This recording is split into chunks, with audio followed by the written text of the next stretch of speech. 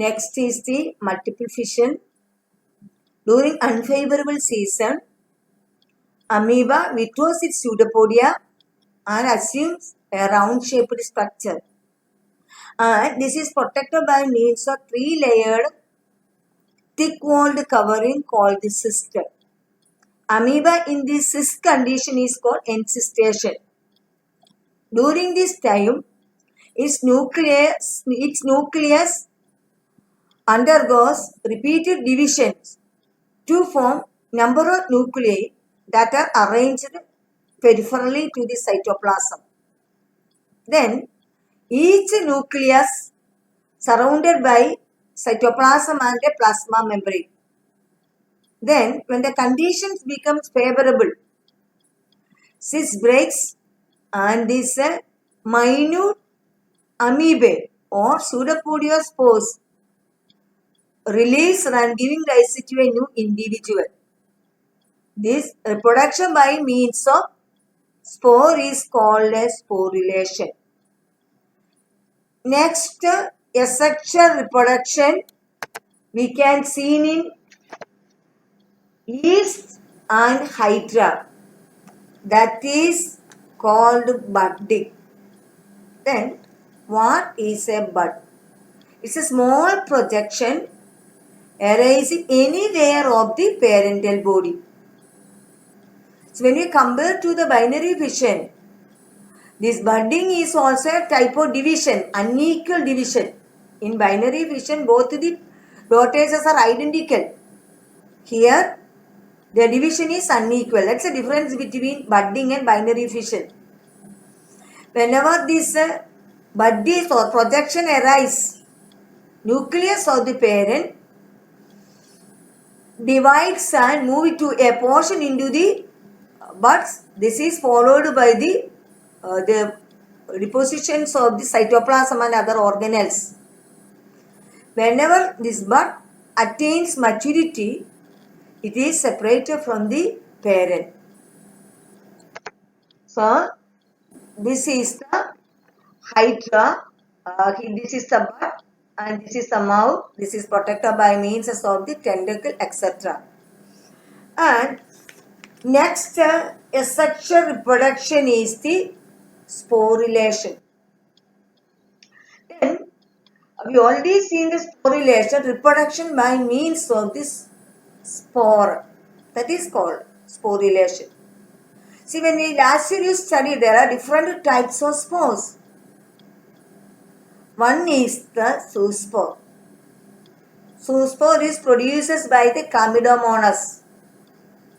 What is endogenous? What is zoospore? That is endogenously producing motile asexual spore. During the favorable condition, they can give rise to new Chlamydomonas. Another asexual spore is the conidia that we can see in Penicillium. Then what is a conidia? It is exogenously forming non-motile asexual spore.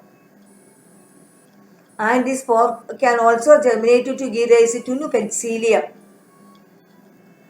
And next asexual reproduction that we can see in spawns, that is endogenous bud or gemmule.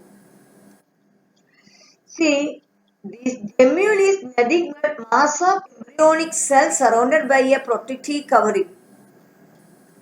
This embryonic cell is called the archaeocyte, which is archaeocyte, and it is released out through an opening called the micropyle. And it is protected by this thick covering, and this is tiny appearance is called the stipules or spongy fibers.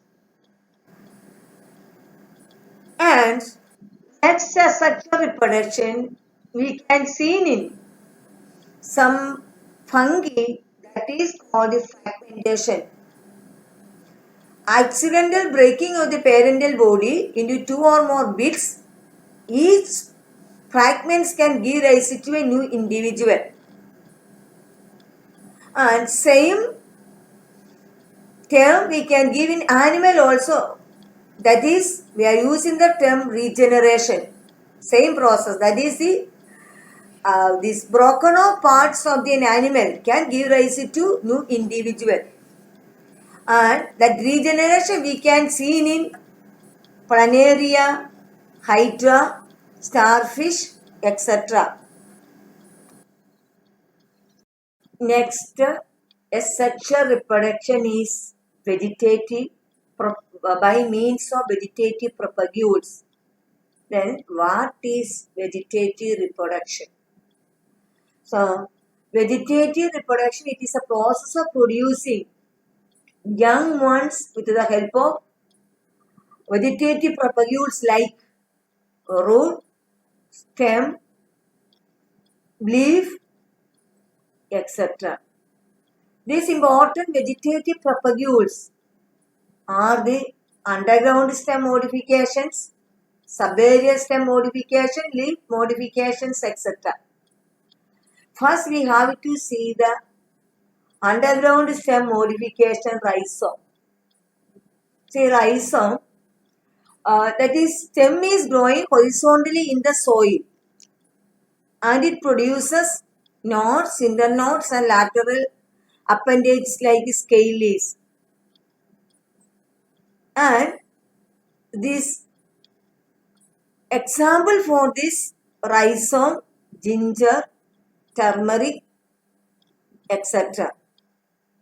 Another underground stem modification is the bulb. It is a condensed stem is condensed and disc shape, and on this stem we can see concentrically arranged fleshy leaves, and the lower portion of the stem produces the roots. And next is the tuber. See, what's a tuber? That is the stem, the branches arising from the lower node of the stem, growing in the soil, and its tips swollen to form a structure. That is called the tuber. And when we observe, potato is an example for the tuber where you can see number of scars or depression on the surface of the potato. And in these scars, we can see some buds. This buds in the scar is called the eye of the potato.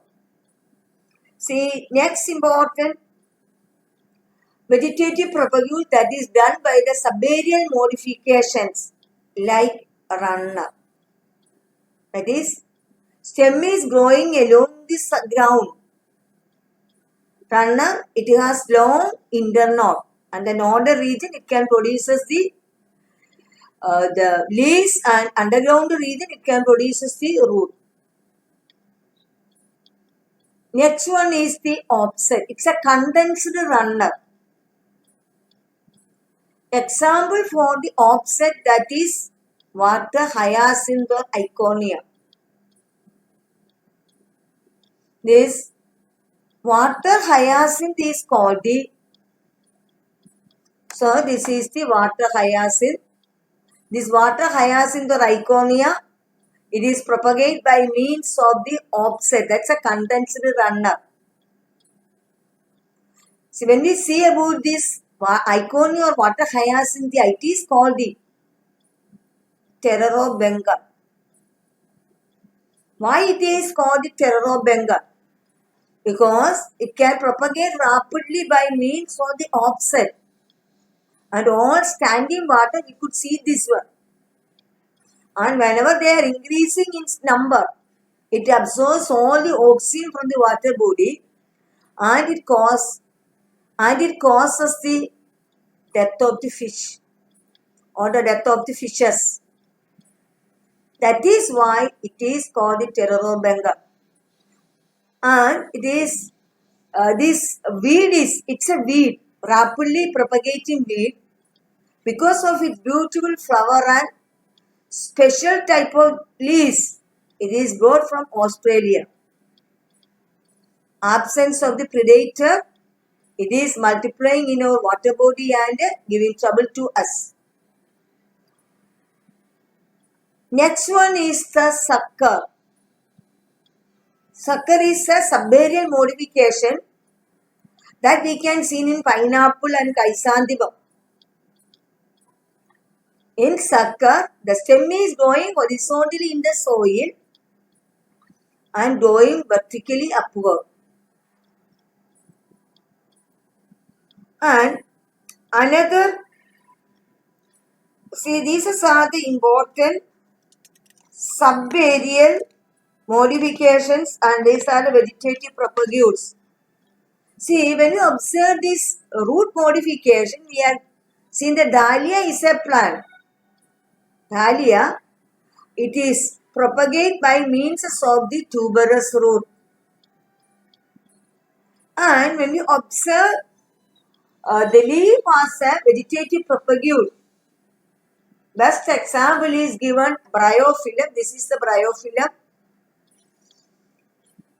In bryophyllum, notched margin of the leaf containing these buds, and these buds containing the leaf fall on suitable places, it can give rise to number of plants. This propagation by means of the buds in the notched margin of the bryophyllum is utilized by the farmers for the commercially utilizes for the propagation of this bryophyllum plant. It's a gardening, it is an ornamental plant. And Adianum is another plant that can also propagate by means of the leaf bud. Another one is Kalango. See, small buds are called the bulbils, especially agave is a plant which can be propagated by means of floral bud.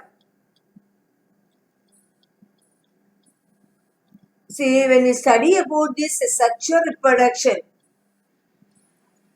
primitive organisms undergoing asexual reproduction during the favorable season and during unfavorable season, they are undergoing sexual reproduction. What may be the reason behind it? See, in order to tide over the adverse condition, they are doing this sexual reproduction, and as a result of sexual reproduction, they are producing the special type of spore, zygospore. The spore is having a thick covering so that it can withstand dryness, desiccation or dryness of drought, etc.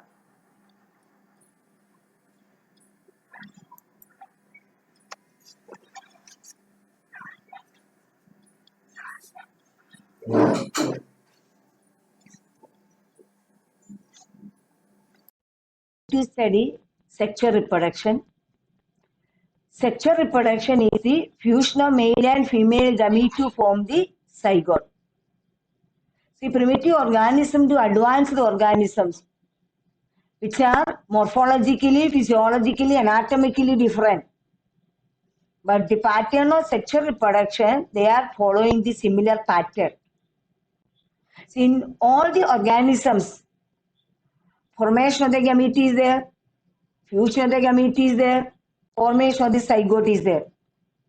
See, even though sexual reproduction is a complex, slow process, all the organisms having this similar pattern.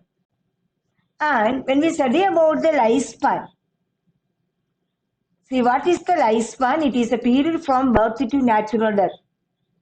We can see three different phases.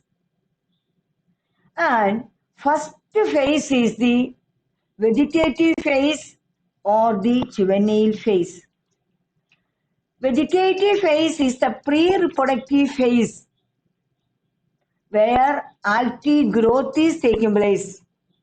See, equivalent term we are using for the animals is the juvenile phase, where growth is taking place in the cases of the animals. That is, especially human being, it is up to puberty. And this is followed by this reproductive phase, where the process of reproduction is taking place. See these flowering plants. When the plant is producing flowers, that is the reproductive phase. See number of different types of flowers we can see here. And see the next phase is the senescent phase, that is the post-reproductive phase. But when we study about the reproductive phase, see some plants, we can see the flowers several times in its lifespan. Consider one such plant is called the mango. See, which phase we are calling this in the flowering period? Whether it's the juvenile or the mature phase, whenever the plant is at in maturity, that time only it produces flowers. So, this in the flowering period is actually a mature phase, and that is a recovery phase. And the last phase is the senescent phase, that is the post-reproductive phase. And in this post-reproductive phases, we can see the permanent, irreversible, degenerative changes lead to the death of the organism. So, gradual deterioration of its activity. And senescence is the terminal stage of aging. Next, we have to classify the plants on the basis of duration of the lifespan. First one is the annual plant. See, this is an annual plant. See, in these plants, it completes its life cycle within 1 year. That is, for a certain period of time, that is a vegetative phase, that's a growing period. This is followed by the reproductive phase, flower formation. Flower formation leads to the seed formation, and after seed formation is the harvesting and death of the plant. That is the one category. See, almost all the annual plants, example sunflower, marigold, this rice, wheat, all these are the annual plants. Next is the biennial plants. Biennial plants are the plants which needs 2 years to complete its life cycle. Here, first year, it is completely utilizes for the vegetative phase. That is, biennial plants, especially sugar beet, carrot, radish, all these are the biennial plants. And second year, it produces flowers, that is a reproductive phase, and then leads to the death of the plant. Then third category of plants, that is the perennial plant. See, perennial plants need several years to complete its life cycle. Several years it lives. See, these perennial plants, example, mango, jackfruit plant, coconut, all these are the perennial plants. And next is the classification of the plant on the basis of flower formation. Some plants that are produce flowers one time only its lifespan. Such plants are called the monocarpic plant. All the animals like these rice, wheat, all these are the annual plants that are monocarpic plants. Whereas polycarpic plants, mainly these perennials, they can produce flowers several times in its life cycle. Next, we have to see the unusual flowering pattern. See, in this unusual flowering pattern, best example we can give us the bamboo. Bamboo is a monocarpic plant. Its lifespan is 100 years. During this 100 years of lifespan, only one time only it produces flowers. That is 50 to 100 years of time. At any time, it can produce flowers. And large number of seeds can form from these flowers. And after the formation of the flower and the seed, depth of the plant is the cell. Another one is Stobilanthus kundiana. That is another unusual flowering pattern. We can see this is the Stobilanthus kundiana, commonly called Neela Kurunji. And see, this Stobilanthus produces its flowers every 12 years. This 2018, it flowered. See, this mass blue flowering, this mass blue colored flowering transform the hilly regions of the Kerala, Karnataka region into a blue structures. This ability of this Stobilanthus can attract number of tourists. So that can get in your exam. Name a plant which is produces flowers once in the lifetime or every 12 years. Or what is the why this Kerala Karnataka border? It is attracted by tourists during these flowering periods of Neelakurinchi. So next, when we observe this puberty changes, or what are the important secondary sexual characters we can observe in human males and females. So whenever attain the puberty, that is a reproductive phase. See, number of secondary sexual characters. One is in the cases of the male. Important secondary sexual character is deepening of the voice, muscular development, musculature of the body, etc. And in the females, the contour of the body is changed, voice begins sweetening, menstrual cycle, and hair development in the different regions of the body, etc., etc.